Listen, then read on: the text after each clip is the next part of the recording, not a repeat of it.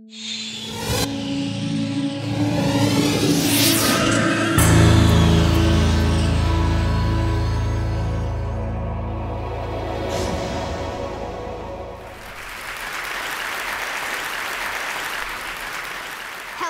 my name is Birke Bahear, and I'm 11 years old.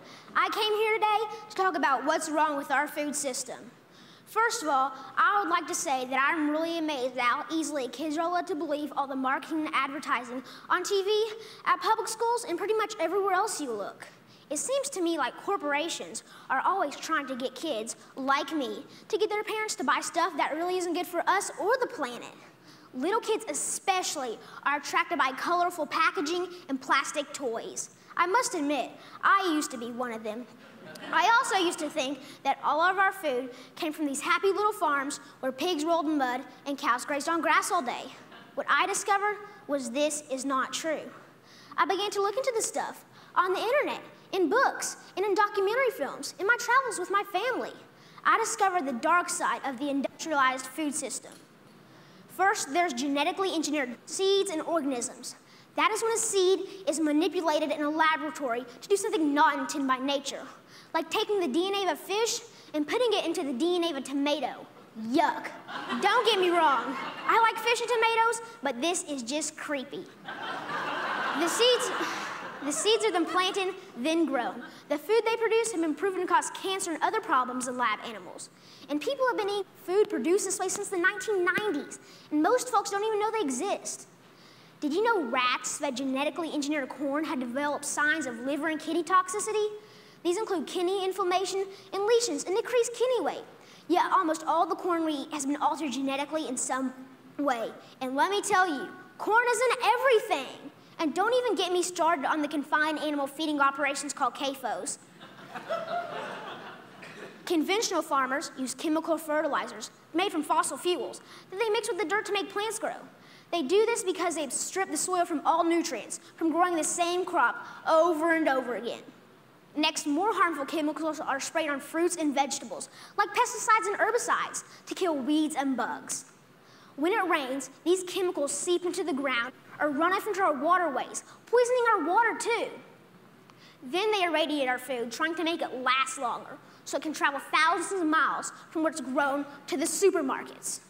So I ask myself, how can I change? How can I change these things?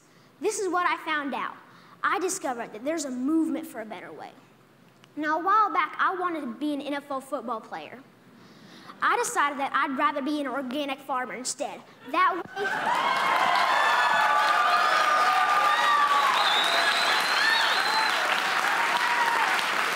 thank you. And that way, I can have a greater impact on the world. This man, Joel Salatin, they call him a lunatic farmer because he grows against the system. Since I'm homeschooled, I went to go hear him speak one day. This man, this lunatic farmer, doesn't use any pesticides, herbicides, or genetically modified seeds. And so for that, he's called crazy by the system. I want you to know that we can all make a difference by making different choices, by buying our food directly from local farmers or neighbors who we know in real life. Some people say organic or local food is more expensive, but is it really? With all these things I've been learning about the food system, it seems to me that we can either pay the farmer or we can pay the hospital. I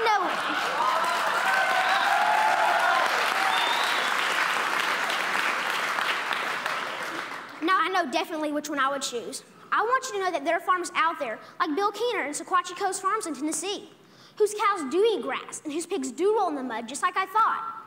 Sometimes I go to Bill's farm and volunteer so I can see up close and personal where the meat I eat comes from. I want you to know that I believe kids will eat fresh vegetables and good food if they know more about it and where it really comes from. I want you to know that there are farmers markets in every community popping up. I want you to know that me and my brother and sister actually like eating baked kale chips. I try to share this everywhere I go. Not too long ago, my uncle said that he offered my 6-year-old cousin cereal.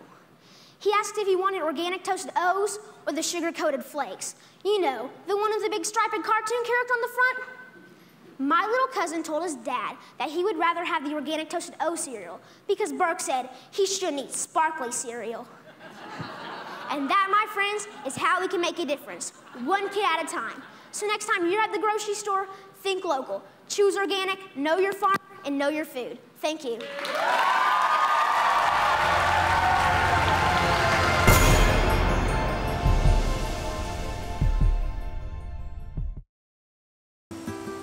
%25% of the world's food supply is lost to spoilage. That's $458 billion worth every year. On a smarter planet, we're building intelligence into physical things. So we can know how far our foods travel. Monitor temperature all the way to the market. I know it got to the table fresh. It's already happening in places like Canada, Norway, and Vietnam. When we make food smarter, we make it safer. That's what I'm working on. I'm an IBMer. Let's build a smarter planet.